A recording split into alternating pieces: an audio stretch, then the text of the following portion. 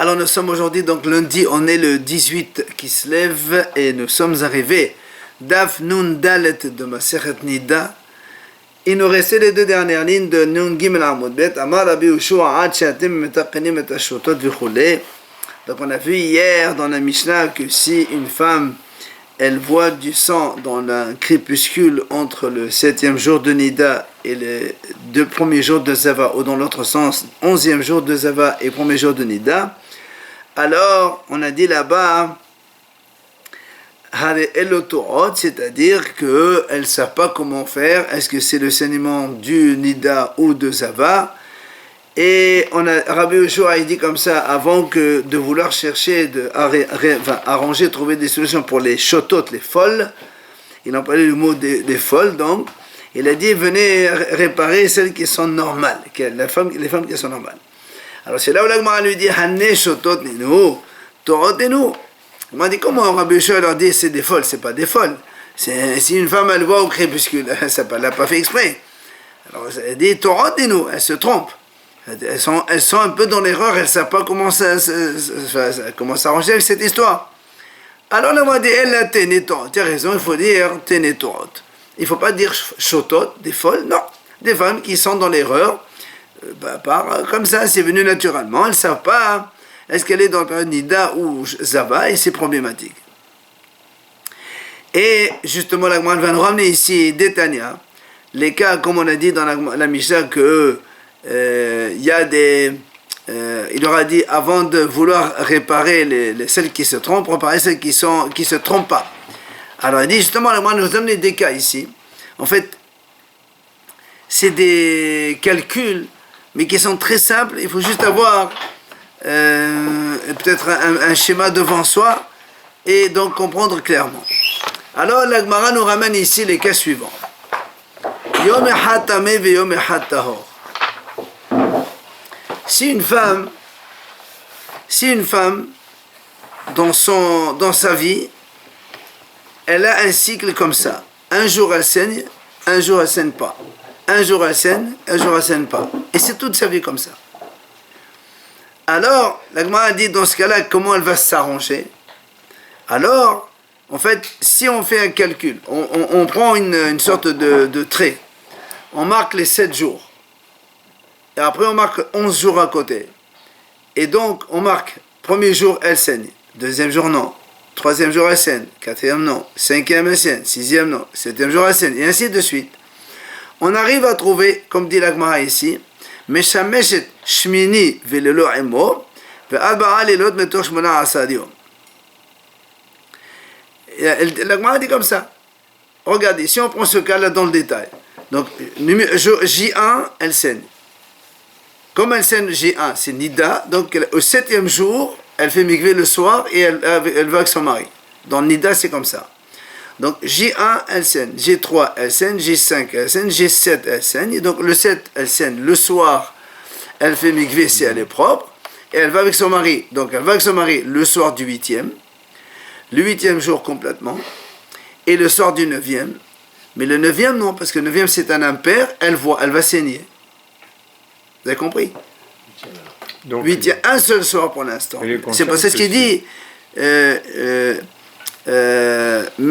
Donc, Shminé, la Gemara dit, le 8e jour, avec les Loaimo, la nuit qui vient après la nuit du 9. Et après, quand on arrive à la période des 11 jours de Zava, puisque le 9, j'ai fait hier donc les calculs, donc le 9, elle saigne. Et dans Zava, quand elle saigne un jour, rappelez-vous, on a dit le lendemain, elle compte. Si elle est propre toute la journée, ce qu'on appelle Shomed Yom Keneged Yom, du coup, le soir, elle fait mikvé, elle va à son mari.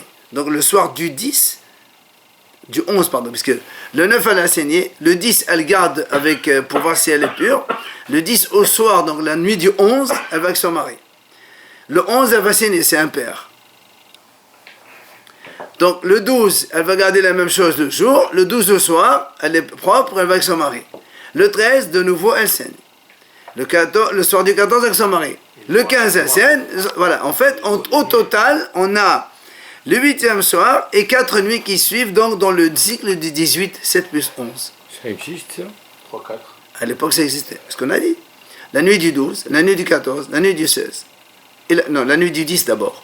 Puisqu'il y a 7 et 11. 16. Donc dans les 18 jours, ça c'est ce que la Gemara a dit, donc c'est compréhensible. La Gemara rajoute,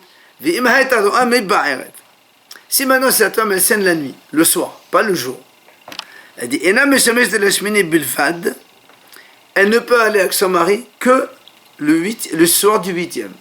Comme on a donné le même exemple, donc le soir, donc 1, 3, 5, 7, elle scène, on est dans Nida, le 7 au soir, elle va avec son mari, elle fait une avec son mari. Le 8e jour aussi. Après, le soir du 9, non, parce que le 9, elle voit et elle voit dans la nuit, la veille.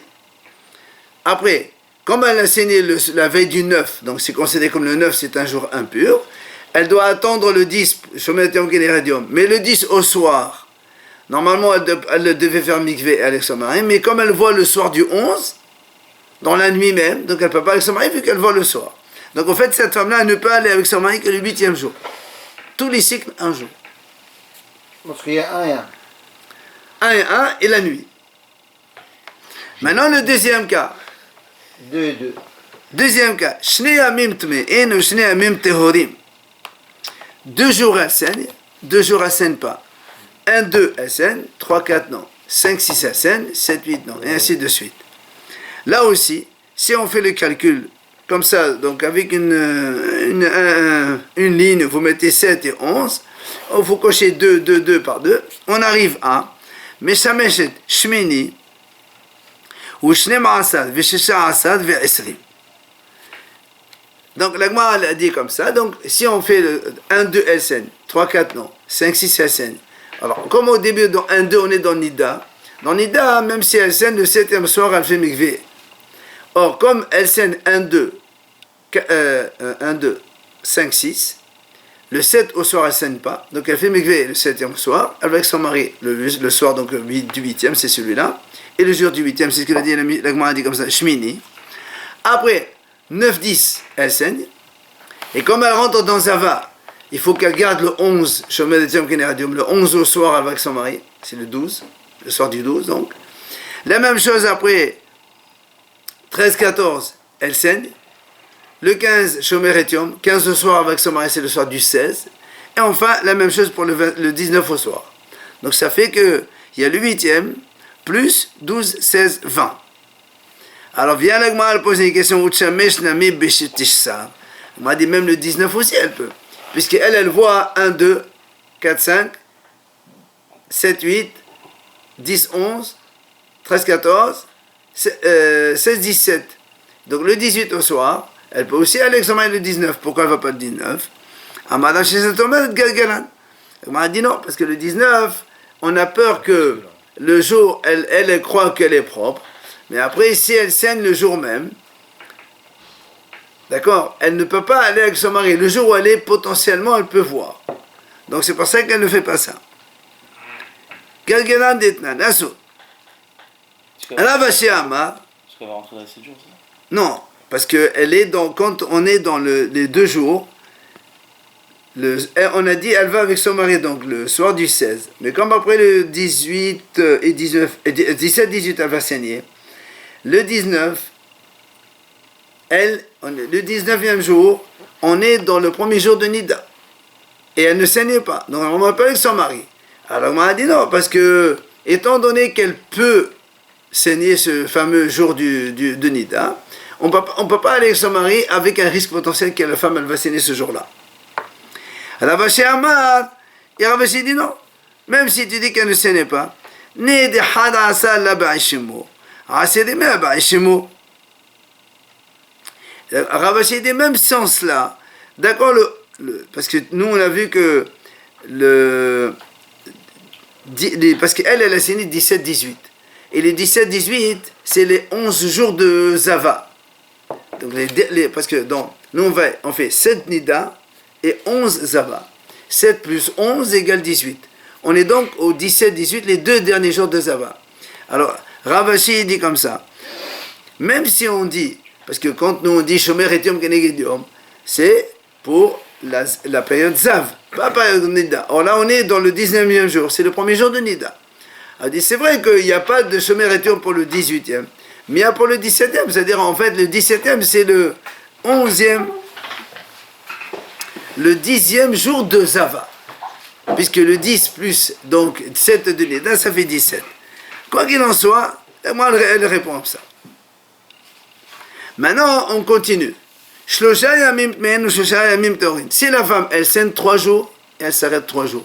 3 jours, 3 jours. Comme ça. Alors, là, dans ce cas-là, il y a un gros problème. Pourquoi?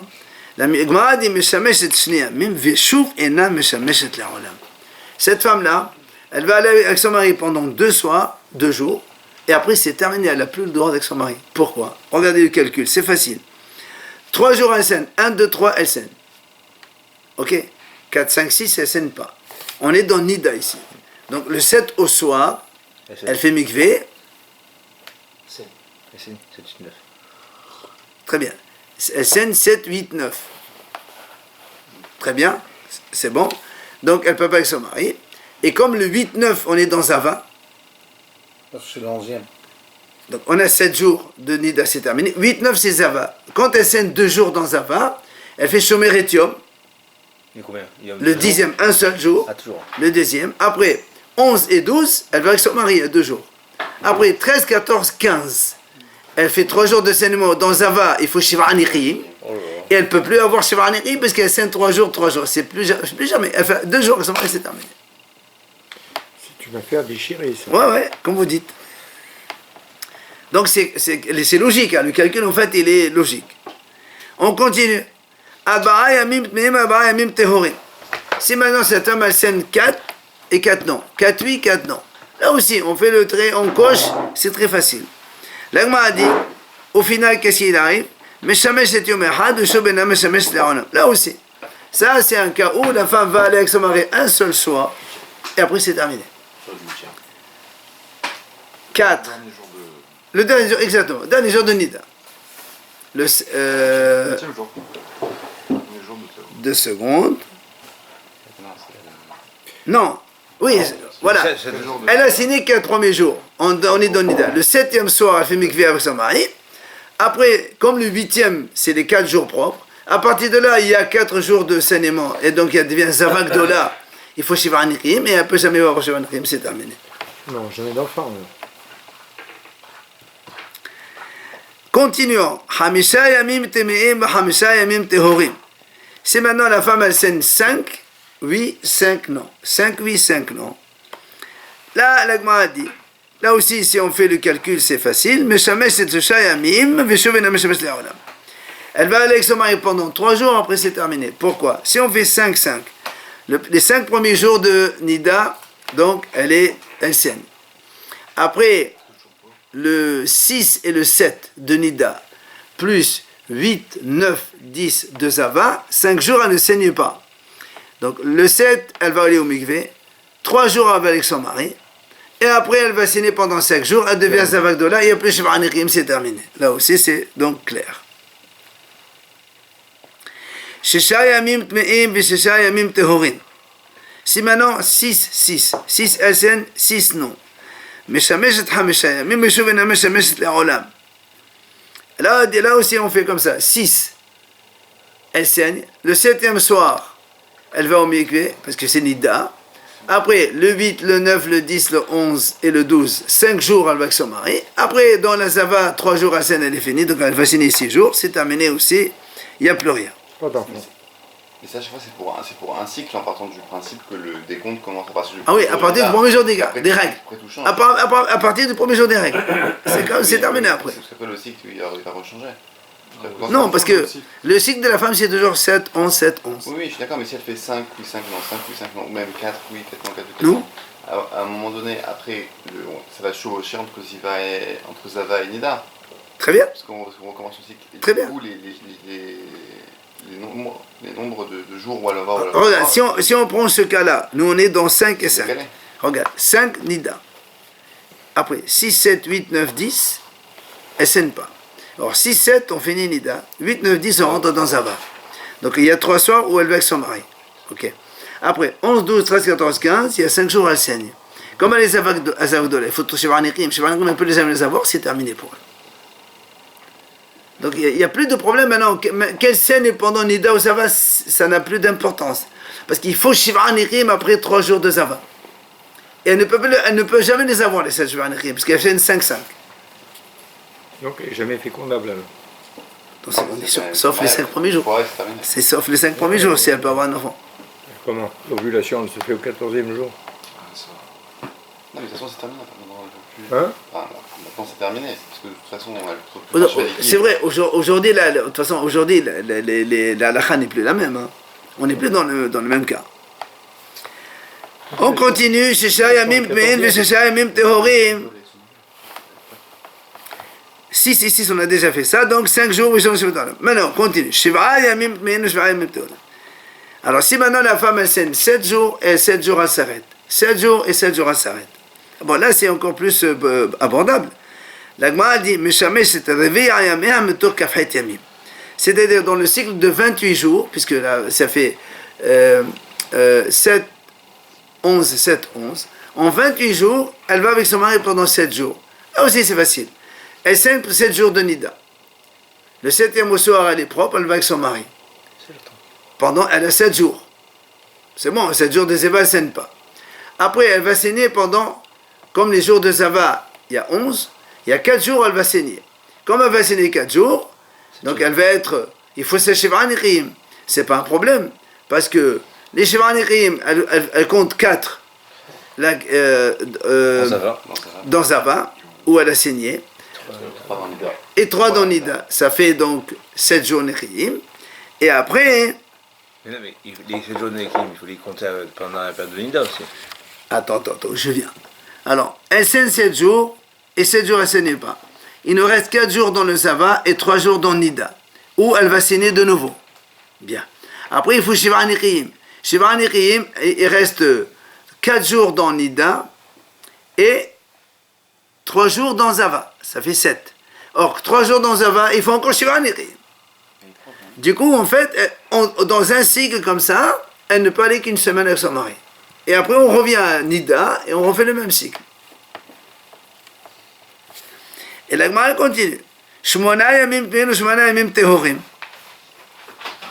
Si elle saigne 8 jours, 8 jours et 8 jours non. Shmona yamim tehorim. Meshameshet 15 yom metoch 48. Hade ad besarhav.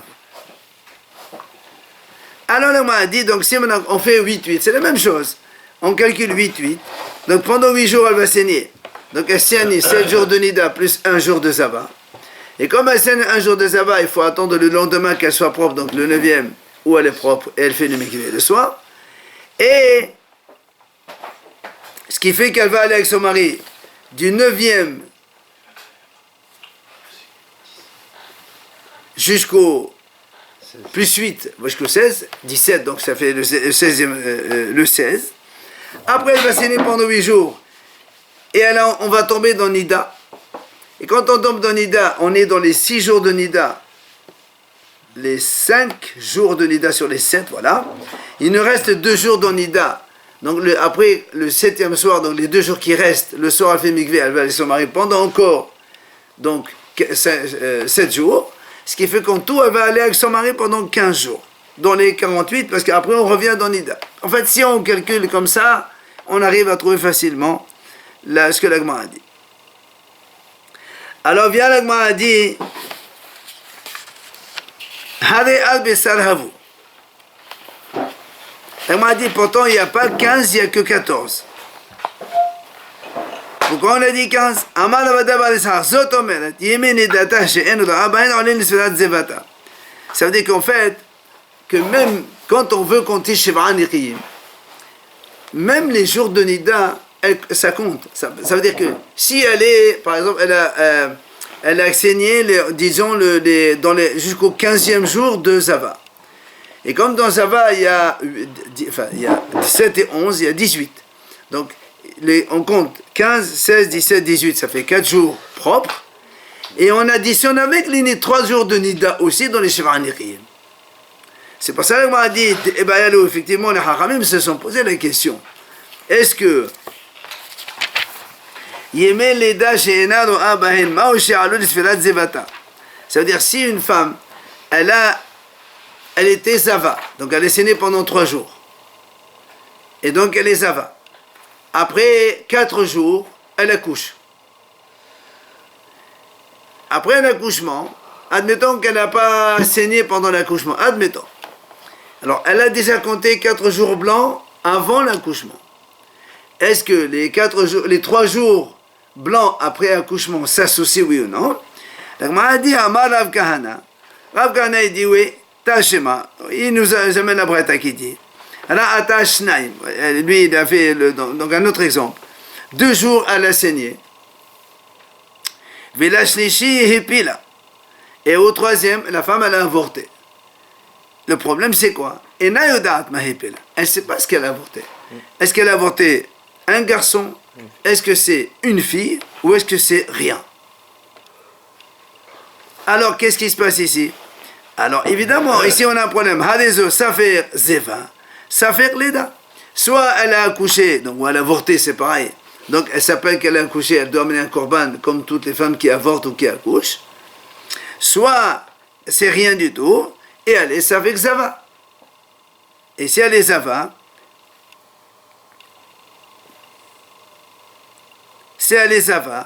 donc elle amène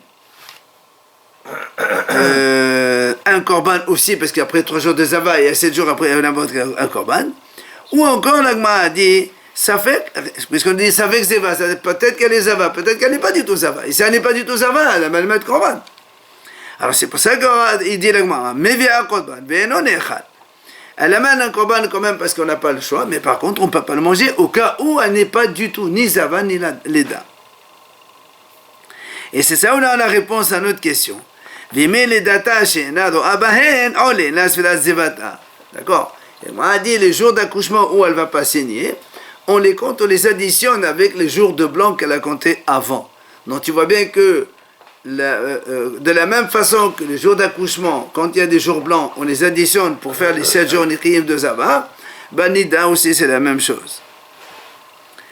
Amar à papa, viens à papa, il dit non, pourquoi tu dis la même chose? Moi je te dis c'est différent. Pourquoi? Shane atam, kivan dikali memari oledet zachar hi, vechol ani shiva iteri dekaya venan lisat elas vilat zivata.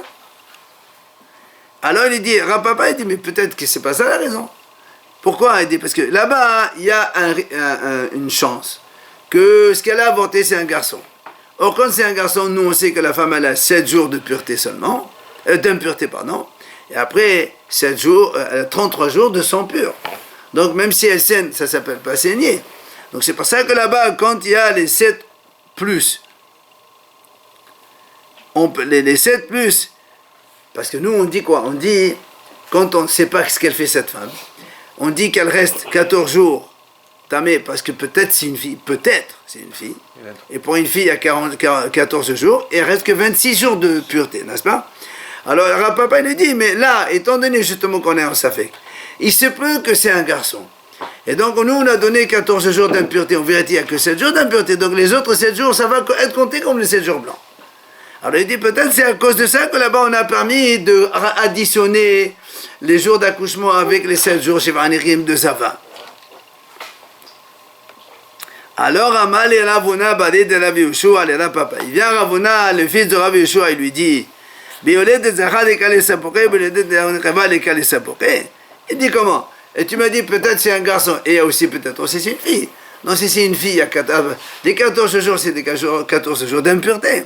Et pourtant, on a dit que si c'est blanc, on les additionne. Et là, effectivement, tu as raison. On est obligé donc d'admettre que, comme on a dit ici, que les jours de Leda peuvent s'additionner dans le calcul des Shiva Nichiyim de Sava, alors pour nous, Nida aussi c'est pareil, quand elle ne saigne pas, comme on a vu dans notre exemple donc de 8 et 8.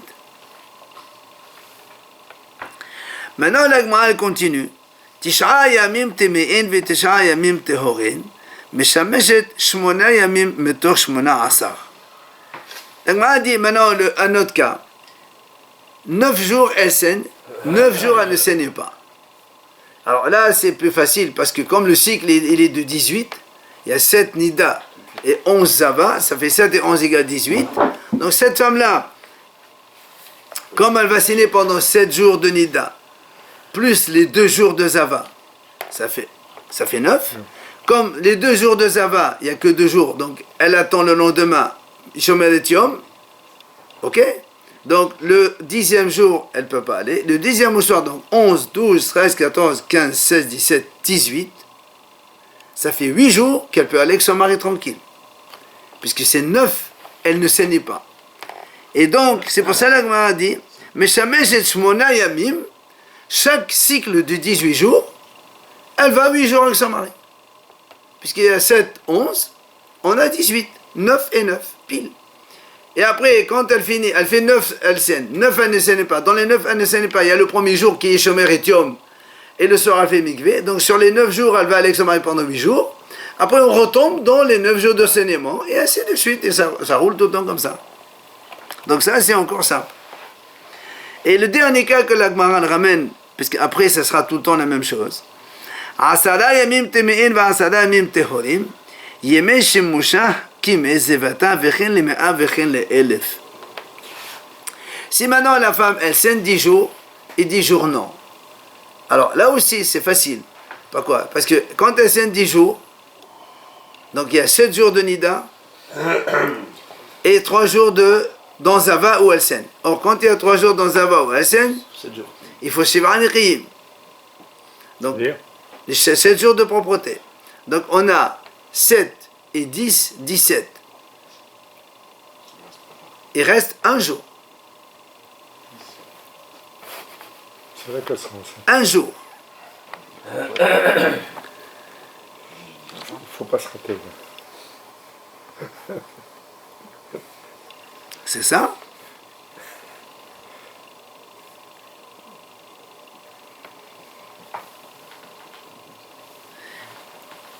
Encore une fois. Donc, les 7 jours de Nida plus 3 jours de Zava, donc elle saigne. Comme elle a saigné 3 jours dans Zava, il faut Shiv'an Nechiyim. Ok, donc on arrive à combien? 17. Il reste un jour dans Zava, où elle ne saignait pas. Non, c'est pas un jour. Non, le cycle c'est 7 et 11. On est...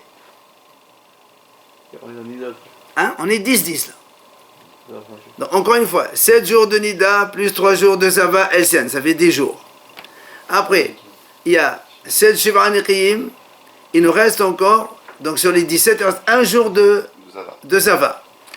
Et donc un jour de Zava où elle peut aller avec son mari, c'est ça, elle peut aller avec son mari un jour. C'est le 15e. C'est le 15e. C'est le 20e.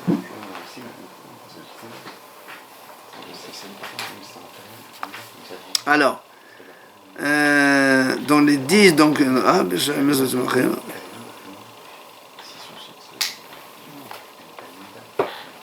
les 10 jours, elle saigne. 7 journées de date, après les avecs de là, il faut se faire un Nechiyim.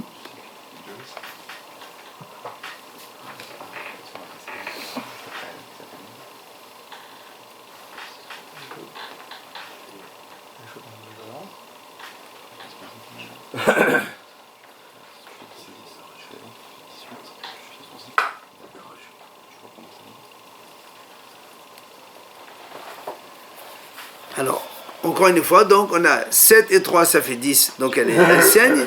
Après, il nous reste encore, on a dit, il nous reste encore 8 jours de Zava, dont il faut enlever 7 jours Shiv'an Nechiyim. Après un jour, elle ne saigne pas. Après, elle va saigner tout de suite après, pendant 10 jours. Non, il reste 2 jours dans la période de Nida, faire 20, si on fait 17. Donc ça fait 3 jours. Ça fait 3 jours. 3 jours, elle peut avec son mari. Après, elle va renseigner encore 10 jours. Au final, quoi? C'est ce que la Gemara dit. Kimé Zevata. Ça veut dire, les Olam, à chaque fois, elle va aller avec son mari pendant 3 jours. Ce qu'on appelle Yimé Zevata. Zevata, c'est 3 jours. Et on tourne. Et c'est pour ça que la Gemara, elle termine la même chose. C'est-à-dire, après, ça devient la même chose. Il y a toujours 3 jours où elle peut aller avec son mari sur tout le cycle. D'accord? Et ça recommence comme ça. Donc on va passer au période suivant. Alors, Mishnah dit Dama Nida Ufsara Met Metamein Lahin Utamein Yivishin. La Mishnah dit comme ça, le sang de la femme Nida et la viande donc d'un cadavre d'un homme, tous les deux transmettent l'impureté comme on le sait nous. Donc celui qui touche le cadavre ou le sang d'une femme nida, il est métamé, il devient tamé, lahin ou ivishin. C'est-à-dire qu'il soit humide, donc liquide, ou sec, c'est la même chose. C'est-à-dire tu prends un cadavre d'un homme, même s'il est complètement squelettique, quelqu'un y touche, il est tamé. D'un manida, il a complètement séché. Selon la Mishnah, il est tamé aussi. Aval, mais hazov, donc l'écoulement d'un homme, vehania, et la salive d'un homme, veharok, et le crachat d'un homme, vehacheres, un reptile mort, hanevela, le cadavre d'un animal, vehashirvatzera, et la production séminale d'un homme, ceux-là, metamein lahin, ve'en metamein ivishin. Ils ne peuvent transmettre l'impureté que quand ils sont humides, mais pas quand ils sont secs. C'est-à-dire, si tu as le crachat d'un... Rappelons qu'un zav, un homme qui a un écoulement, Hachamim ont décrété sur tous ces liquides qui peuvent sortir de lui, et ben, il les métamé. Donc il te dit cela uniquement quand ils sont humides, pas quand ils sont secs. Maintenant, qu'est-ce qu'on appelle sec ou pas sec? La Mishnah dit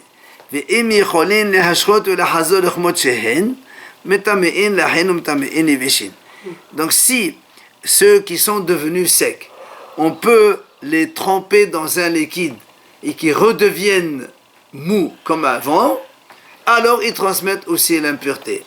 Et combien on les trempe et comment on les trempe? La Mishnah dit il faut les mettre dans de l'eau tiède pendant 24 heures.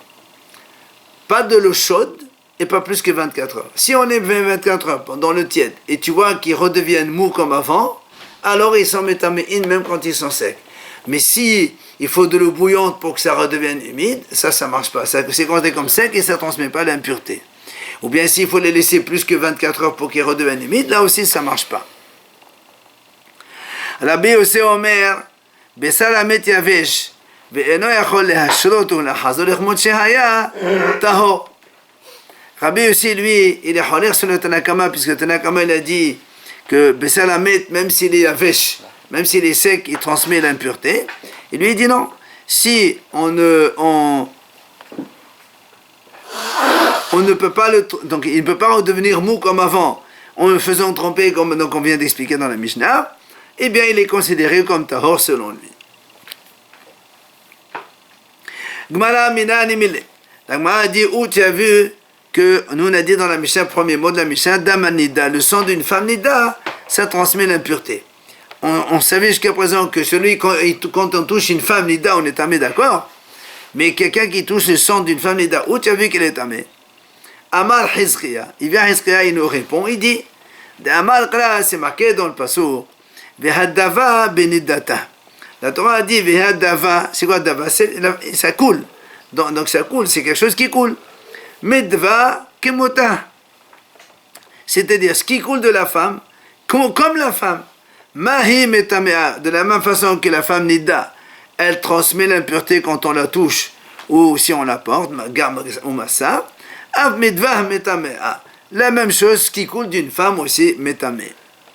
Alors, l'Agma dit très bien, Ashkehan lah, d'accord, tu me dis le sang qui coule. Yavesh menalan, parce que nous on a dit dans la Mishnah, même le sang de la famille, même quand il est sec, il transmet l'impureté. Où tu as vu ça? Amar Rabbi Ishaq, il vient Rabbi Ishaq et répond. Il dit le pasuk, il dit Amar Kala Yihye. Le pasuk il dit là-bas, Dam Yihye Zova Befsara. Yihye. C'est-à-dire, tel qu'il est, qu'il soit sec ou qu'il soit mou, la même chose. Il est métamé. Alors, l'Agma a dit, pourquoi tu dis ça? Ve'ema, peut-être que moi j'ai dit, ça, d'accord, il y a marqué yéyé. Mais seulement quand il est sorti d'abord humide, liquide, après il a séché. Parce que la Torah dit, dava benedata, d'abord il coule, après il sèche. D'accord, celui-là il est tamé. Mais moi, yavesh me'akad menalan. Mais s'il était sec depuis le début, quand il est tombé, il était sec. Qui t'a dit qu'il peut transmettre l'impureté? Vetou, encore plus, Agma a dit, on a vu dans la Mishnah,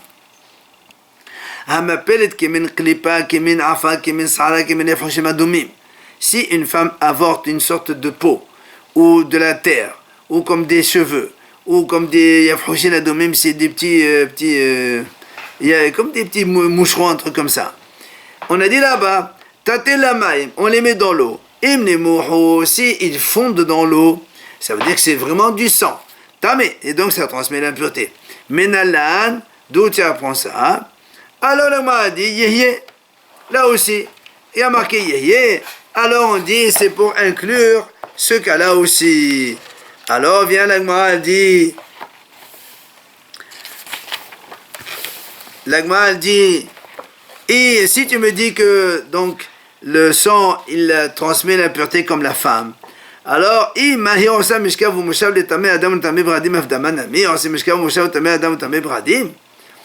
il m'a dit, si tu me dis qu'on compare le sang de Nida comme la femme elle-même, alors tu vas me dire aussi la même chose, que comme la femme, quand elle s'assoit sur une chaise ou elle s'allonge sur un lit, donc après un homme il vient s'asseoir dessus, il est tamé lui aussi comme ses vêtements, alors du sang aussi c'est la même chose. Alors il m'a dit, comment? Et comment tu peux me comparer les deux? Est-ce que le sang, lui, il s'allonge, lui, il s'assoit sur une chaise? La femme, elle s'allonge, elle s'assoit sur quelque chose. C'est pour ça qu'il y a marqué la notion de mishkav ou moshav. C'est quoi mishkav? Quelqu'un qui s'allonge. Moshav, quelqu'un qui s'assoit. Mais du sang, ça ne peut pas s'asseoir ni s'allonger. Donc tu ne peux pas aller jusque-là. Le sang de la femme Nida, ça transmet l'impureté par le contact ou le transport, mais ça s'arrête là. Alors, il m'a dit non. Parce que si tu dis ça avec ta mère, si tu me réponds comme ça, Even menugat bat mishkav ou mushavud, et dit dans ces cas-là, est-ce que la pierre, quand elle a une tache de lèpre, on avait ramené ici le cas d'une maison où il y a une tache de lèpre, est-ce que là aussi, est-ce que c'est quelque chose sur lequel elle va s'asseoir, est-ce que la pierre, elle va s'asseoir ou va s'allonger pour que tu me dises, on n'a pas besoin, donc il faut un pasouk pour exclure cela. Et l'Agma nous ramène cet enseignement. Détania, l'Agma dit comme ça. Yabratel l'enseigne, comme ça. Est-ce que la pierre, qui est donc, il a une tache de lèpre, si elle tombe par exemple sur une chaise ou sur un lit, est-ce qu'après un homme, quand il va s'asseoir sur le lit où il s'allonge, il devient tamé comme la maison lépreuse elle-même?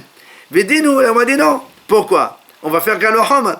Ou Mazav, si des ajav chez tamé bébé, c'est-à-dire que si un homme, il rentre avec un zav dans une pièce, d'accord? Le zav, il est tamé, l'homme, il est tort. La pièce, elle n'a rien du tout, d'accord? Et pourtant, on sait ce fameux zav, s'il s'assoit sur une chaise, eh bien, si après un homme pur, il vient et s'assoit dessus, il n'est plus impur. Even menugat, l'agma a dit, si moi je rentre dans une pièce où il y a une tache de lèpre dans une pierre, dans un mur, l'homme qui rentre, il est tamé. Alors que si je rentre avec un zav, je ne suis pas tamé. Alors la pierre qui te rend tamé, a fortiori, il nous dit, a fortiori que aussi si cette pierre elle est sur une chaise ou sur un lit, donc après si un homme il va s'asseoir dessus, il est tamé. C'est pour ça que l'homme a dit non. Il y a marqué que hazav. Hazav, velo even menugat. Donc que le zav, effectivement, quand il s'assoit ou il s'allonge après qu'un homme, après, donc il rend impur l'endroit, le support sur lequel il s'assoit et s'allonge, mais la pierre, non. Alors il m'a dit, tu vois bien qu'il fallait un pasouk pour exclure la pierre de mishkav ou moshav. Pourtant, la pierre, elle ne peut pas s'asseoir ni s'allonger. Et on avait besoin d'un pasouk pour l'exclure. Sinon, on aurait dit que la pierre aussi, elle aurait pu faire Tum'at Mishkav Moshav.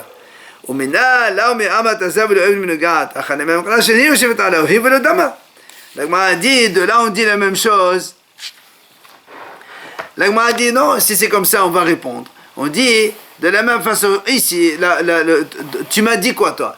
Le Even Menugat, on aurait pu faire que après il y a marqué Hazav, que le Zav n'est pas la pierre lépreuse. Alors, dans le son de Nida, la même chose, puisqu'il y a marqué dans la Torah, la femme, oui, elle s'assoit, alors ça transmet la pureté. Mais le sang, il n'y a pas marqué, le sang, donc le sang, ça ne transmet pas la pureté par Mishkav ou Moshav. Alors la Gemara elle termine Imahi metame beven misma medava nami metame beven misma amala v'shem akla v'hanu c'est otam me'otahu. La Gemara dit il y a un cas où dans la nida c'est beaucoup plus sévère. On dit si ce qu'on appelle even misma. Imaginons il y avait une pierre et la femme elle s'est assise dessus, la nida. Et au-dessus de la pierre il y avait des vêtements ou des ustensiles. Ce qu'on appelle, là, il y a même comme ça, la femme nida transmet l'impureté à travers la pierre. Ça n'existe que dans la femme nida, ça. Tout ce qui est en dessous. En bas, en dessous. Tout, n'importe quoi. Ouais. Alors, est-ce qu'on va dire la même chose pour le sang de la femme nida et la même chose? Il dit non. C'est marqué dans la Torah, c'est otam michabes beradam. C'est-à-dire que seulement ce zav-là, quand il est assis sur Even, comme ça, dans ce cas-là, il est impur, mais les autres non. Donc du coup, le sang donc, de la femme nida, il n'y a pas donc cette toma. Donc au final, le sang de la femme nida, il ne transmet l'impureté que par le contact, si on le touche ou bien on le transporte, mais pas si on s'assoit ou on s'allonge sur un endroit où il y avait du sang nida, ni donc dans le cas où il y avait la pierre qui donc séparée entre les deux. Et si c'est un homme qui a des écoulements qui est impur,